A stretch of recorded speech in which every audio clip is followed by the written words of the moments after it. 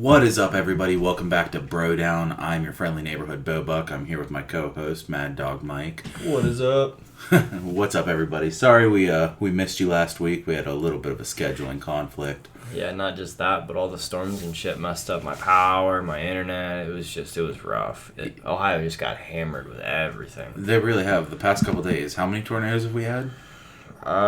Within the past week, we've had about around 20, I believe, like 28. And two earthquakes, mass flooding. Landslide on Route 7, so Route 7 is shut down indefinitely. Yeah, I've seen that. Did you see the detour?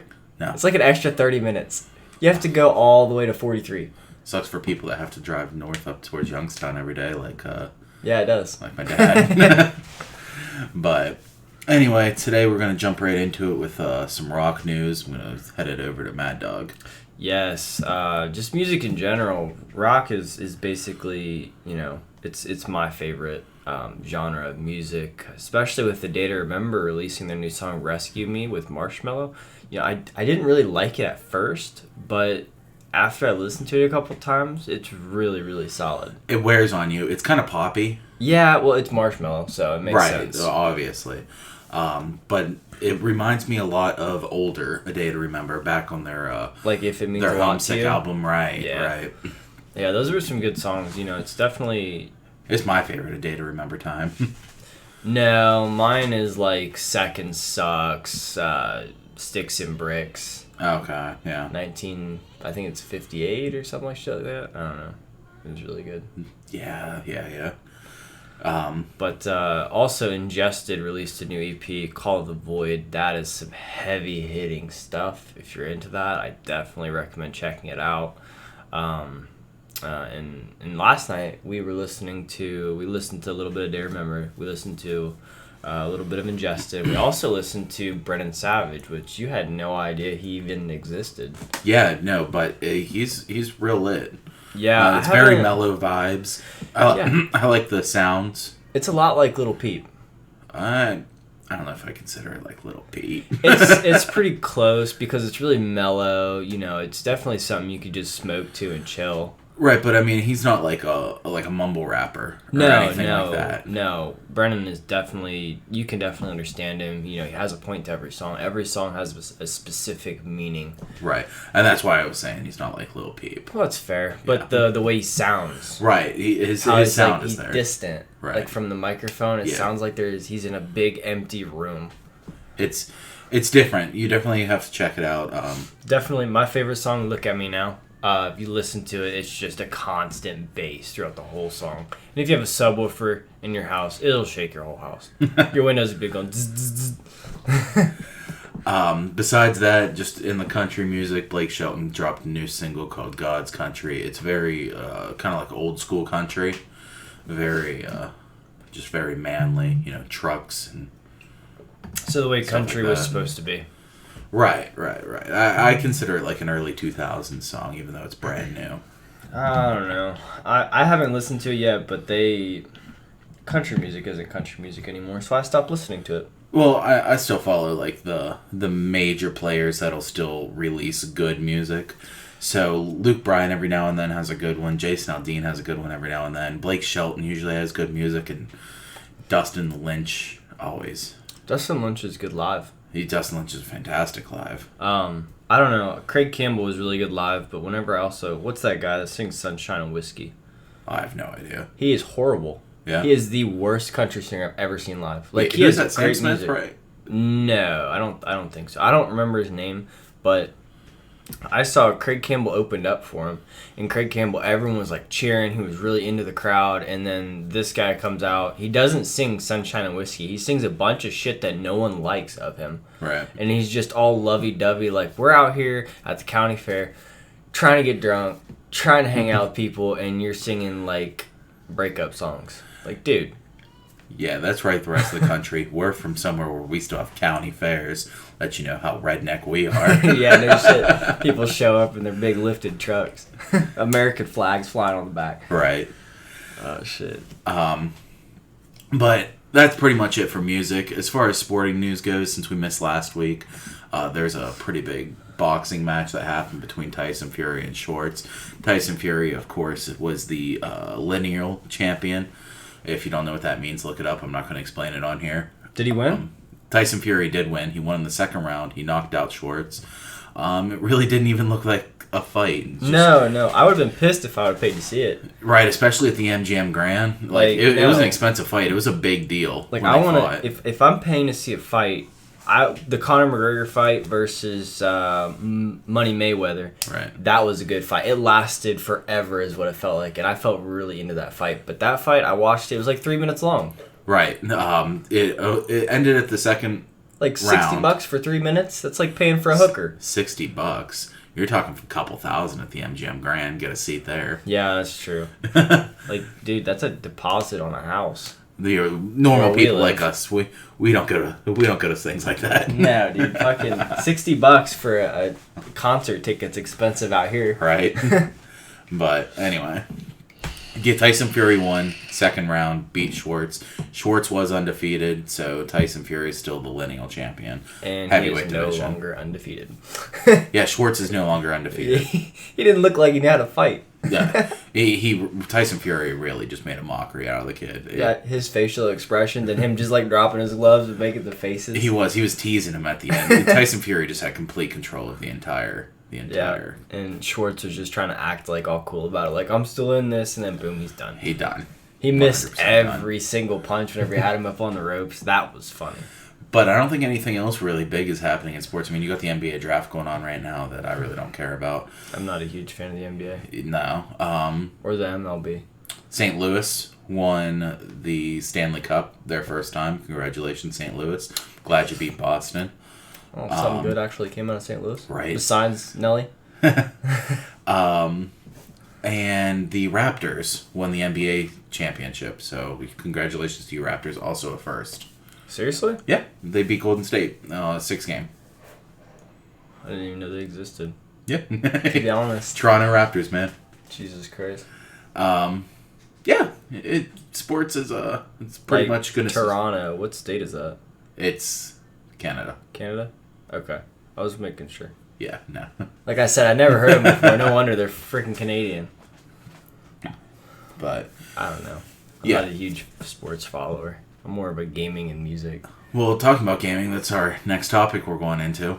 Yeah, dude, loot boxes. Loot boxes are a big problem in today's world. Well, looks like we don't have a thumbnail for the gaming. I don't know what happened to it. It just changed, so we're just going to leave it on this one for now.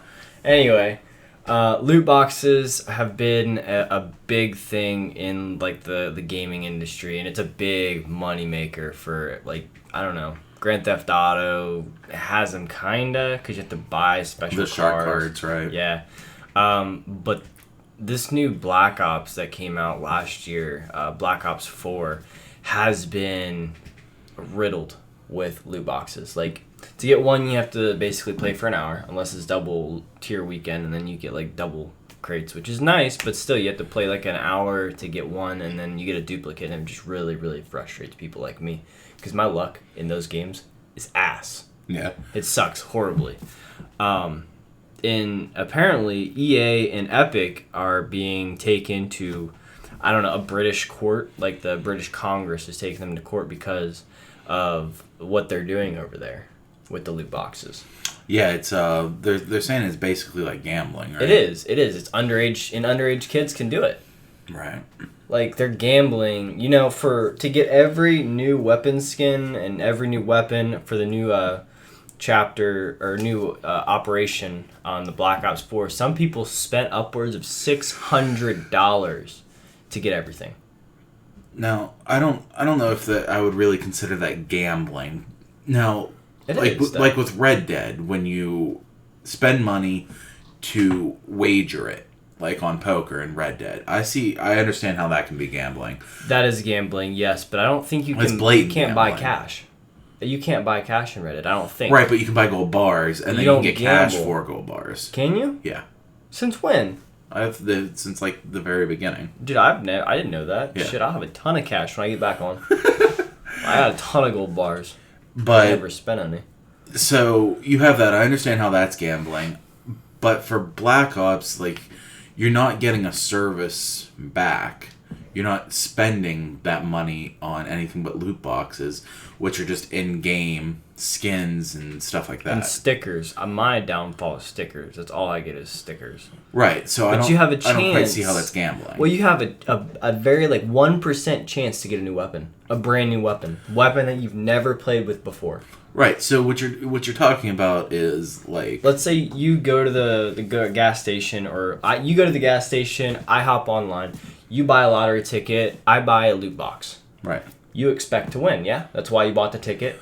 Well, I expect to win. That's why I bought the loot box. I have a chance to win. As do I. As the you loot have box. a chance, but you are getting something, whether it's something you want or not. Not necessarily, because I could get something I already have and it's a duplicate, and then I don't get anything new. Right, but you're getting something. But you're just getting a duplicate. Doesn't matter. You can't use it.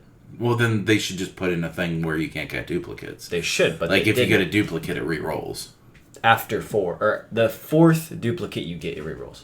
But Right. you have to get 4 first. Well, it should just be on the second one. And then I don't see at all how it could be considered gambling. At that point, it wouldn't be. But Right. as it is right now, it is. Because let's say you buy that loot crate and it's got 3 in it. And let's say you just re-rolled, so you have 3 spots. And you hit 3 duplicates. And now you have to wait until you get another one. Right. To get a new Well, can you sell things that you get? No. Okay. No. So, I think that the formula that Call of Duty used for World War II is perfect then. Because you got loot crates, guess you could buy them, you got them at a very high rate in World War II. They're like $1 a piece on Black Ops 4. Well, either way. But if you got something... Or $3. If you got something that was a duplicate, you could take it to, like, their, quartermaster or whatever the hell it was called, and you could sell it. That would be nice. Right, for more credit for you to buy another loot box. That would be okay. See, that would be... I wouldn't necessarily say that it'd be okay. I mean, I would be okay with it. It'd be Right. better than what they're doing now, because right now... It seems they're like a much just- better system. Absolutely, because right now they're giving all players a shaft. Right. And saying, we don't really care. I mean, it's all about money, but the new Call of Duty looks really good. I can't wait to play it. It sucks that I don't have a PlayStation to play with you on it. Yeah, that does But I will suck. definitely be on Xbox. All of y'all look me up. Buck. More than happy to play with anybody. Yeah, same here. I'm pretty open-minded when it comes to playing with people. I might be a streamer on Twitch and YouTube, but I'll still play with people that, I met. Right. Mad Dog Mike 6, if anyone's interested. So, But anyway, besides the loot boxes, Call of Duty didn't appear at E3. no, they didn't. No, and neither did Bethesda with the new Elder Scrolls. You mean Elder Scrolls 6? Yeah. It's definitely going to be a new generation console thing. It's not going to be released for Xbox One or PlayStation 4. That's for I hope sure. not, because if they released it at the end of the era, that would be just pointless. Well, that's what they did with Skyrim, because remember Skyrim I do. came out on 360, then the next year Xbox One came out. Yeah, Or maybe it was 2 and then years. it took another year and a half to get it on the new console. Right. Because I have it. It's Yeah. freaking phenomenal because you can mod it now. Yeah. Yeah. Yeah, I mean, Skyrim's pretty cool. Make dragons look like spaceships.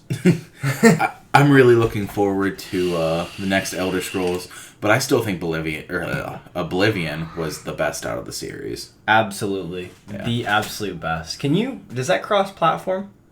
It doesn't cross-platform. That's a shaft. Good thing I still have a 360.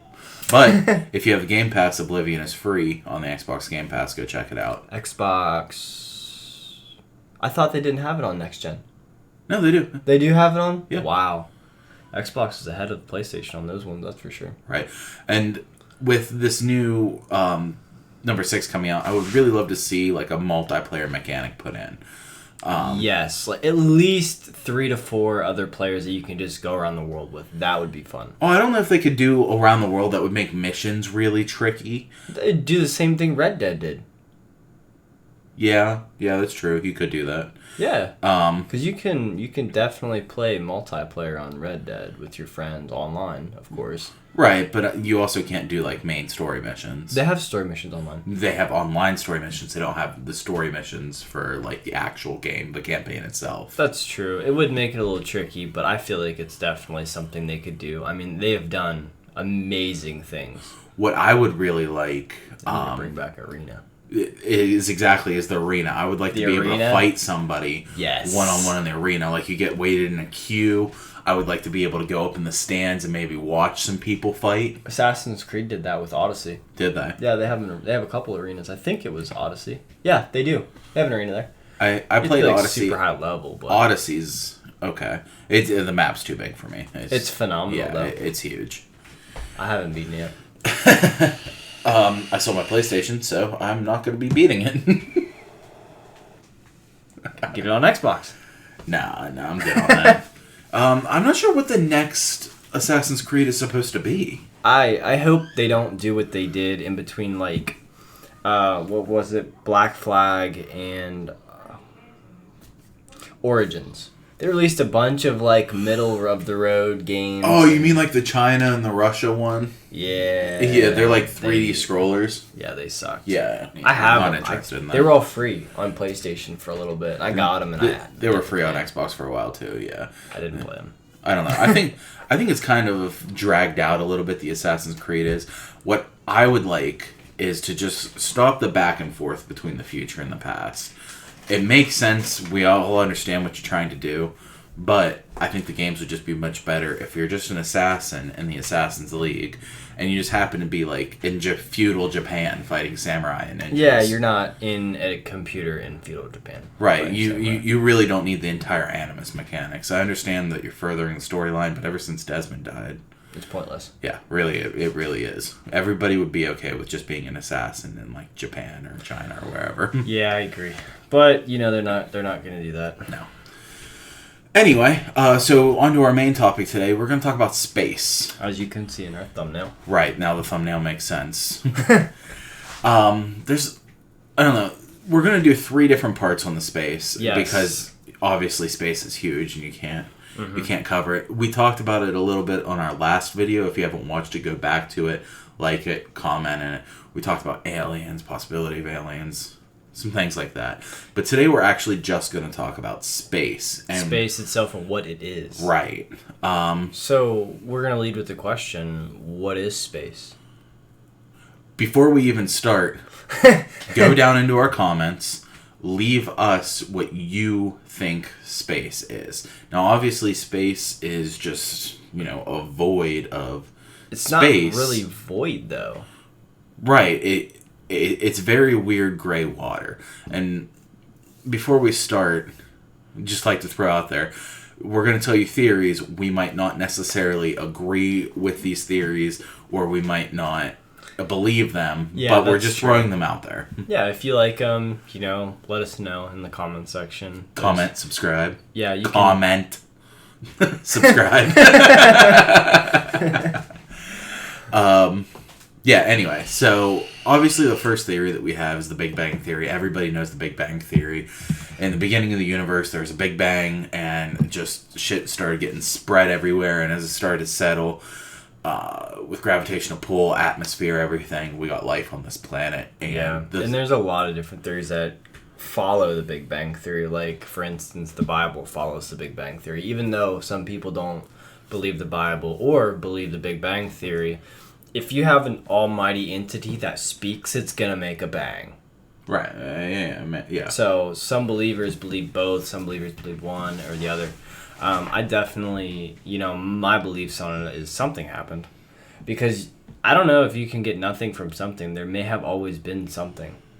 Right. The origins of space is a very gray area. We don't even understand the origins of Earth. You have New Age Christians that think that the Earth is, like 10,000 years old. Mm-hmm. And then you have scientists that believe the Earth is millions and millions of years old. Well, they also have scientific proof. Right.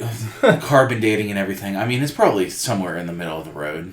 Yeah, I'm not real sure on that one, man. I believe my own beliefs on that. I believe that it's just always been here.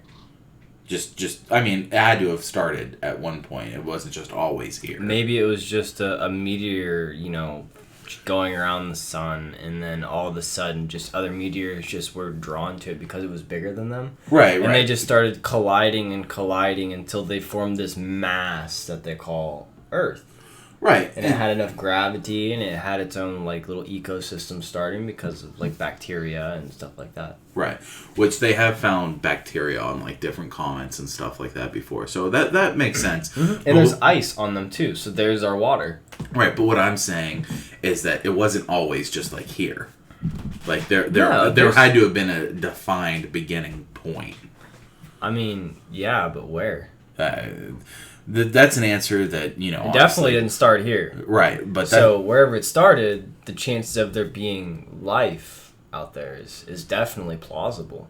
Right. Because you can't prove it wrong. Right. But we're going to talk about aliens and life on our next one. Yes. It's got to stay on track. So the Big Bang Theory is one theory, and I don't think that we'll ever actually know the real answer. We can barely make it to the moon and back right now. Yeah, that's true. There's parts of Earth that we don't even know where they go. There's lakes that they dropped those ping pong balls in, and then they go down. It's almost like a whirlpool. They have no idea where they go out at. They've dropped. Put a GPS in it. Well, they have. They put those that gets deactivated when it goes down. I think there's something with the magnetic field or something.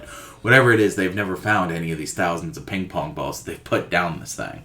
So there's parts of Earth that we have no clue what the hell they are. Yeah. There's no way that we know that much about space. Yeah, because we haven't even explored our whole planet yet. Right. There's parts of the Amazon that are still getting discovered. Right. And forests and stuff like that.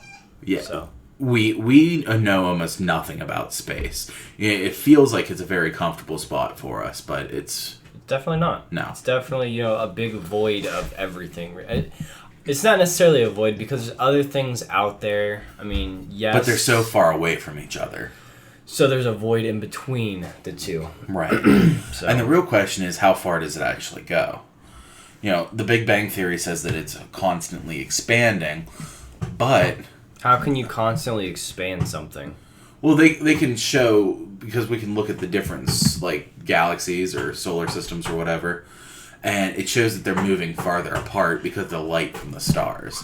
That makes sense. There's a theory that one day it's like a rubber band will reach our maximum space and it'll start coming in on each other. So it'll just start collapsing at the same rate it expanded? Right. Or hopefully. Hopefully at the same rate that it expanded, because either it's going to come out and then go back in, or it's going to be like a rubber band, and as soon as you reach as far as it can, it's going to collapse quickly. That's kind of a sketchy topic. Right, but if you think about it, if something like that happened, we would never feel it. Yeah, that's true. Everything would just be We'd gone. either freeze or fry in an instant. Yeah, that's true. But where would we go? Everything's we would just gone die. in a second? Everything's just gone. Wow. And then none of these questions would even matter. And you just wasted a half hour listening to this podcast. No, humans wasted their whole lives, There are certain questions that I don't think that we should even ask, because we're never going to get an answer. That's true. Why are we here? I think that we're closer to that answer than ever before with certain scientific studies and stuff like that that's going on. Mm-hmm. But I don't think that we'll ever actually fully understand why, we're here. That's a really, really good question. Some people are here for just a day. Right. Some people are here for 100 years. Why was that guy here for 100 years and, a child only here for a day? Yeah, it's real weird, muddy, gray area. Yeah, I don't know. Yeah, like I said, I don't think we're ever going to have an answer to that question for sure. Then you have people like Eddie Bravo that thinks, space is fake, it's a projection. Whenever he has enough money to just fly around the planet and see that's not. Right. He believes that the Earth is flat, which I don't understand flat earthers. How? So how can you believe the Earth is flat when people have flown around the world? They didn't fly off the edge and then onto the other edge. All of my information is coming from his Joe Rogan podcast. I don't know Eddie Bravo personally, obviously. But from what I understand, he believes that if you're standing at one point and you're looking at the horizon, right? If you're just looking at it with the naked eye, you can only see so far. But if you get a telescope, you can see farther, right? Yeah. Now, Heath says because of how far you're able to see with a telescope, there should be a certain amount of curvature with the Earth. So you shouldn't be able to see what's on the horizon. But you can. Well, it's because it's miles and miles of flat until it finally starts to curve. Right, but after so far, it's supposed to curve. So basically what he says is if I'm standing at point A and you're standing at point B, let's say the telescope can see 200 miles. Okay. There should be 6,000 feet of a difference because of the curvature of the Earth. And you should be 6,000 feet below what I'm looking at. Does that make sense? It does, but not every landscape drops a foot per foot. Well, it should because the Earth mile. is the same curvature all around. Also depends on what. Right, if there's a mountain in between us, obviously... Well, not just that, but if, the dirt has just been piled up there for a while and, the dust and shit accumulated over time, you're not going to have a curve. That's called a hill. Exactly. It's not a mountain. It's a hill. What we have out here. Yeah, no, it's... So, if he weird. believes in flat Earth, I'm curious to see what his belief is on what's on the backside. What happens, you're looking at this Earth and it's flat and you got, America, you got all the other continents there, and then what's on the backside when you flip it over? I have no idea. I'd be very curious to see what their beliefs are on that. I'm assuming it's something similar like Asgard, how it's just floating there and like the water just streams off into space. To go where? To another Earth? Yeah, another flat Earth? We got layers now? Layers of Earth.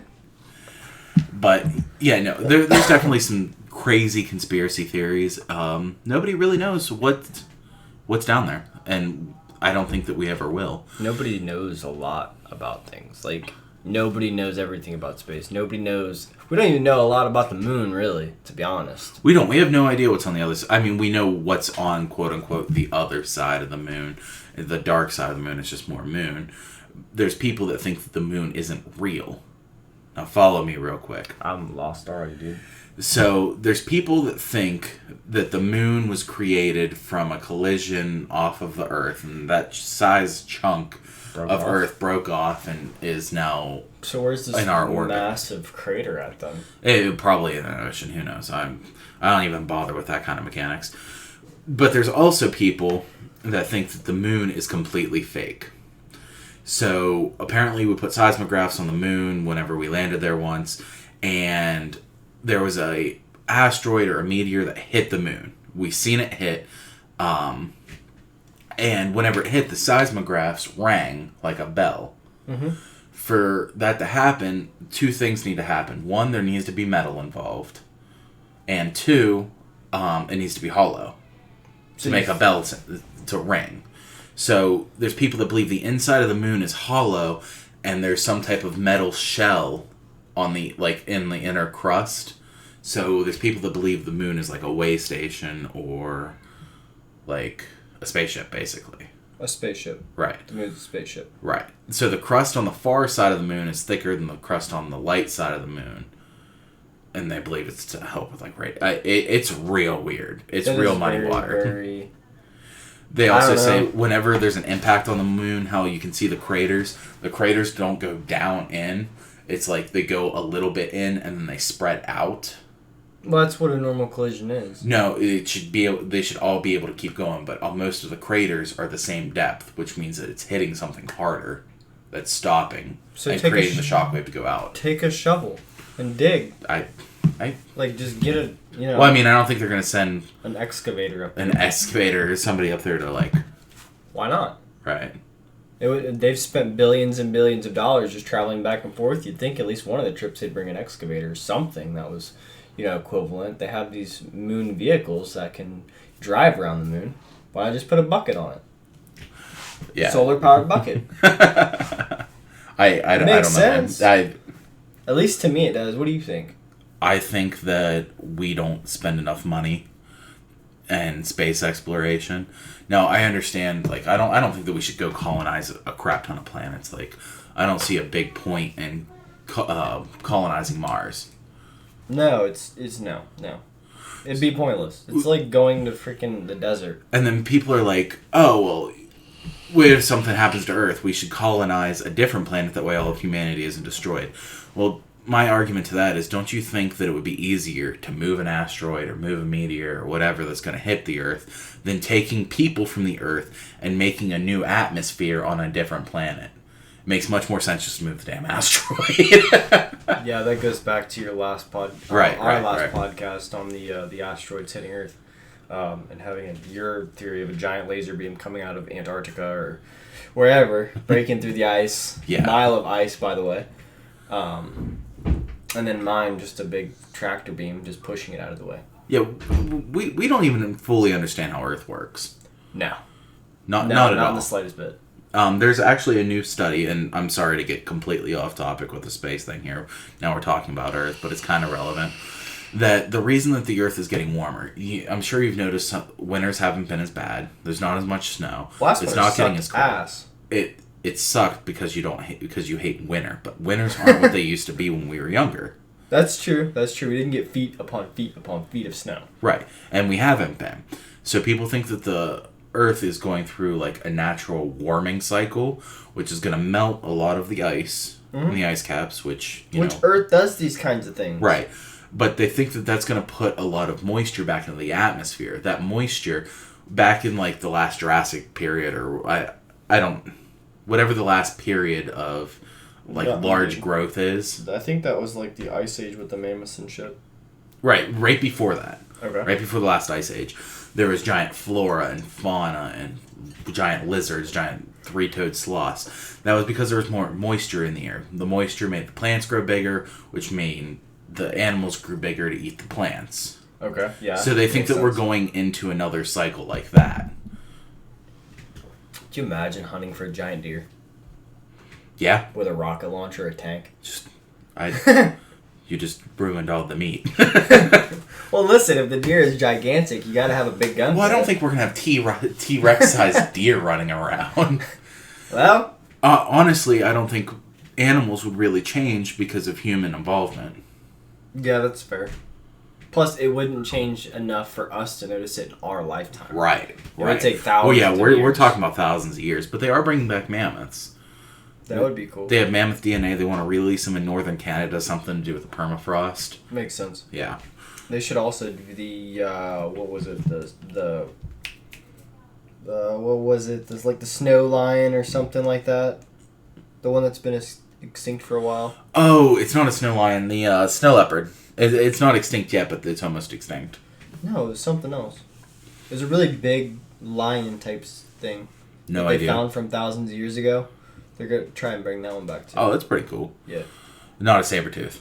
That'd be cool. I don't know if that would be cool. I mean, I think it would be I don't want to be outside my house getting snatched by a saber-toothed tiger. They actually have cities in, like, Ethiopia and stuff. They have to worry about that.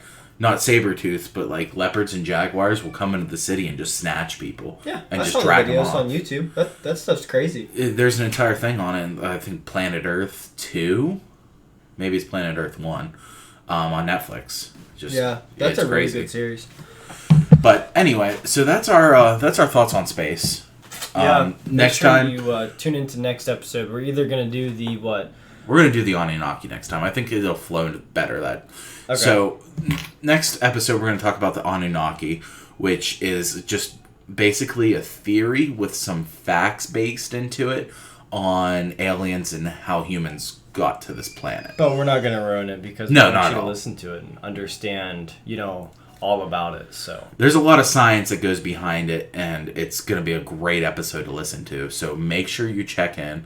It'll probably be later in the day next Sunday. Yeah, probably. I'm going on a trip. I'll be coming back that day. Oh, that's going to be a long day for you then. Yeah, it's going to be a real long day, but it'll be worth it because you get to hear all about the Anunnaki and the Ajiji. That's right, the Ajiji. And Adam.